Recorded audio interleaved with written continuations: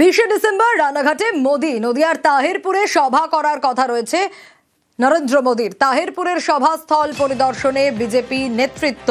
মতুয়াগড় রানাঘাটে কি বার্তা নরেন্দ্র মোদির? বারবার এই প্রশ্নই এখন ঘোরাফেরা করছে। রঞ্জিত রয়েছে আমার সঙ্গে, আরো বিস্তারিত জানাতে পারবে রঞ্জিত।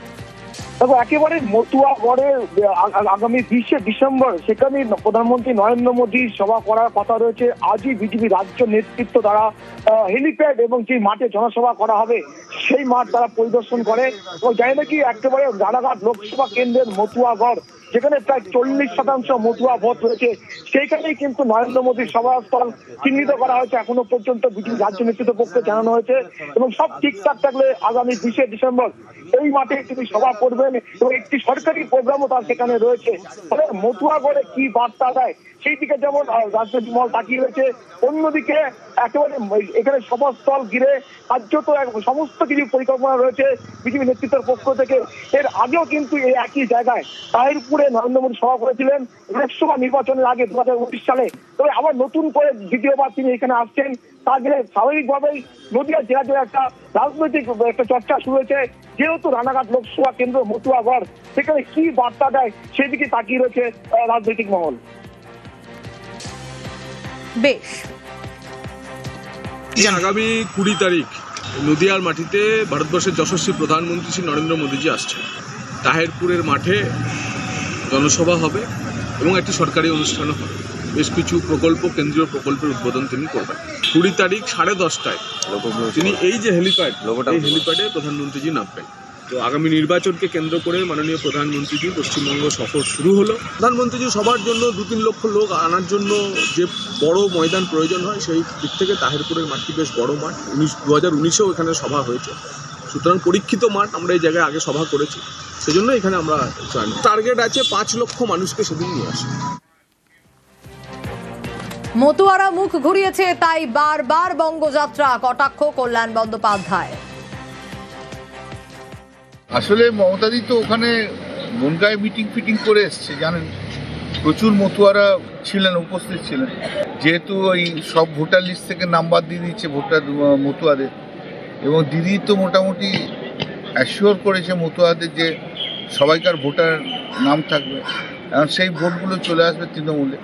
তাই নরেন্দ্র মোদী ভীষণভাবে ভয় খেয়ে গেছে। বিজেপির তো অন্য কেউ নেই কোথাও, কিছু দিয়ে হবে না, তাই মোদীকে একটু নিয়ে যাওয়ার চেষ্টা করছে, তাতে কোনো লাভ হবে। আর এবার নজর রাখবো হিয়ারিং নোটিশ নিয়ে। তথ্য চায় সিইও দপ্তর, কমিশনে চিঠি মুখ্য নির্বাচনী আধিকারিকের। আরো বিস্তারিত এই বিষয়ে জানাতে পারবে সোমরাজ রয়েছে আমার সঙ্গে। সোমরাজ, দেখো, আগামী 16 ডিসেম্বরের পর থেকে যে হিয়ারিং এর জন্য ডাকা হবে তার জন্য নোটিশের বয়ান কি হবে সেটাই জানতে চাইলেও রাজ্যের মুখ্য নির্বাচনী আধিকারিক জাতীয় নির্বাচন কমিশনকে ইতিমধ্যে রাজ্যের মুখ্য নির্বাচনী আধিকারিক চিঠি দিয়েছেন।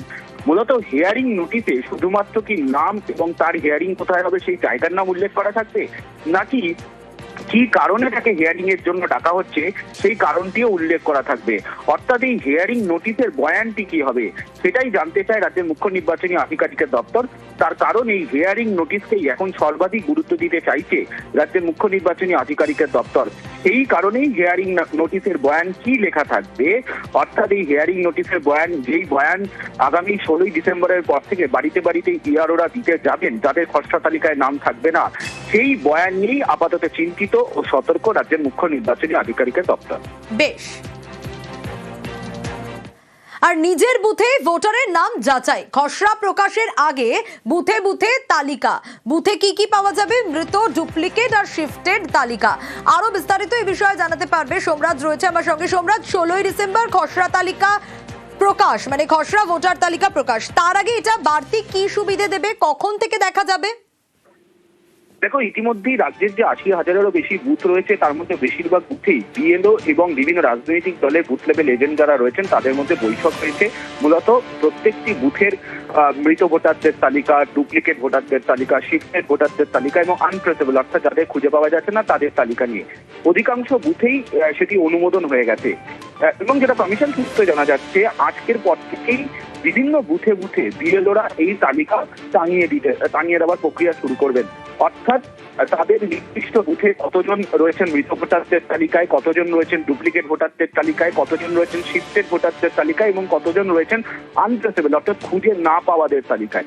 এই 4টি তালিকায় টাঙিয়ে দেওয়া হবে। তার একটাই উদ্দেশ্য, আজ তার নির্দিষ্ট বুথ থেকে যদি কোনো রাজনৈতিক দলের এজেন্ট মনে করেন যে কোনো অভিযোগ জানানো যাবে, তাহলে সেই অভিযোগটি তারা ইআরওকে আগেই জানিয়ে দিতে পারেন।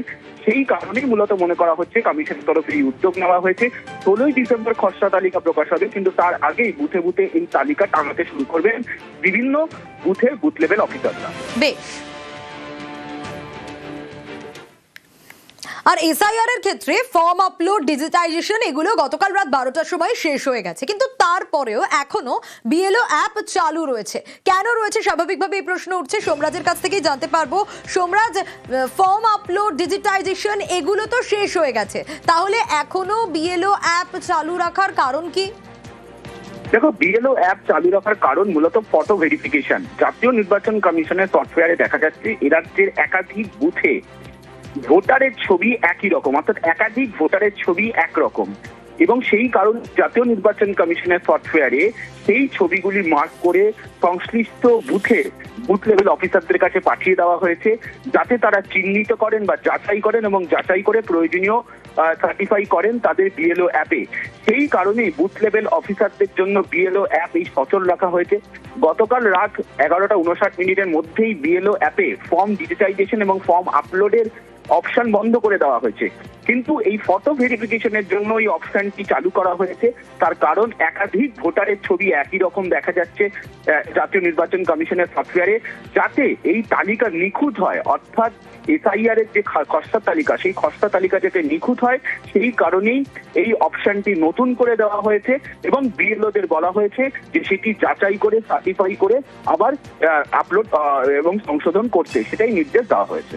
বেশ।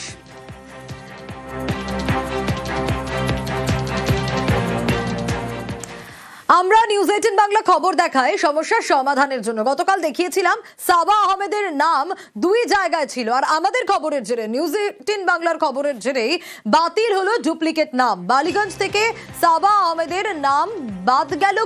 কি নির্দেশ এসেছে কমিশনের তরফ থেকে, আরো বিস্তারিত এই বিষয়ে জানাতে পারবে সুদীপ্ত। তবে তার আগে আরো একবার জানাই, নিউজ 18 বাংলার খবরে বাতিল হলো ডুপ্লিকেট নাম। আমরা দেখেছিলাম বালিগঞ্জ এবং রাসবিহারী 2 জায়গাতেই সাবার নাম ছিল, এই সাবা আহমেদের নাম। কিন্তু কেন ছিল 2 জায়গায়, কি কারণে তিনি এসআইআর এর ফর্ম জমা দেওয়ার চেষ্টা করেছিলেন 2 জায়গাতেই একই দিনে, এবং সাবার ছেলের নাম ছিল কসবা, বালিগঞ্জ, রাসবিহারীতে। কসবা, রাসবিহারী থেকে কি তাহলে ছেলের নাম বাদ গেল? কোথা থেকে ছেলের নামই বা বাদ গেল, বা সাবা আহমেদের নামই বাদ গেল? বিএলওকে কি নির্দেশ দিল নির্বাচন কমিশন, সে বিষয়ে আপডেট নেব। কি পদক্ষেপ করলো আমাদের খবরের জেরে, নিউজ 18 বাংলার খবরের জেরে কমিশনের পদক্ষেপ কি, সুদীপ্তর কাছ থেকে জানবো। সুদীপ্ত, আমরা খবর দেখাই সমস্যার সমাধানের জন্য, গতকাল দেখিয়েছিলাম আমাদের খবরের জেরে কমিশনের পদক্ষেপ কি? দেখো, আমরা দেখিয়েছিলাম গতকালই ছিল 11 তারিখ এবং 11 তারিখ ইনফরমেশন ফর্ম জমা দেওয়ার শেষ দিন ছিল। এরপর যেটা দেখা গেল যে নির্বাচন কমিশনের পক্ষ থেকে যে ব্যবস্থা নেওয়া হলো, যে বালিগঞ্জ বিধানসভায় সাবা আহমেদ এবং তার ছেলের এবং তার স্বামীর যে ফর্ম দেওয়া হয়েছিল, জমা দেওয়া হয়েছিল, তা কিন্তু বাতিল করার নির্দেশ দেওয়া হয়েছে নির্বাচন কমিশনের পক্ষ থেকে। এবং বিএলও, বালিগঞ্জ বিধানসভার যিনি যে পদের বিএলও ছিলেন, এবং তিনি কিন্তু তা বাতিল করেছিলেন। এবং পরবর্তী ক্ষেত্রে যেটা দেখা গেল যে 10 তারিখে যখন রাসবিহারী বিধানসভার ক্ষেত্রে যে ফর্ম জমা করতে গিয়েছিলেন, যে ফর্ম জমা হয়নি, তাও কিন্তু তারা খতিয়ে দেখা হচ্ছে নির্বাচন কমিশনের পক্ষ থেকে। এবং একই সঙ্গে এই সাবা আহমেদের যিনি ছেলে রয়েছেন, তার কসবা এবং বালিগঞ্জ এবং একই সঙ্গে রাসবিহারী এবং 3 জায়গা থেকেই বাতিল করা হয়েছে। পুরো বিষয়টা খতির মধ্যে রয়েছে এবং নির্বাচন কমিশন কোন পদক্ষেপ নেয়, কি পদক্ষেপ নেয় সেটা নিয়ে। বেশ।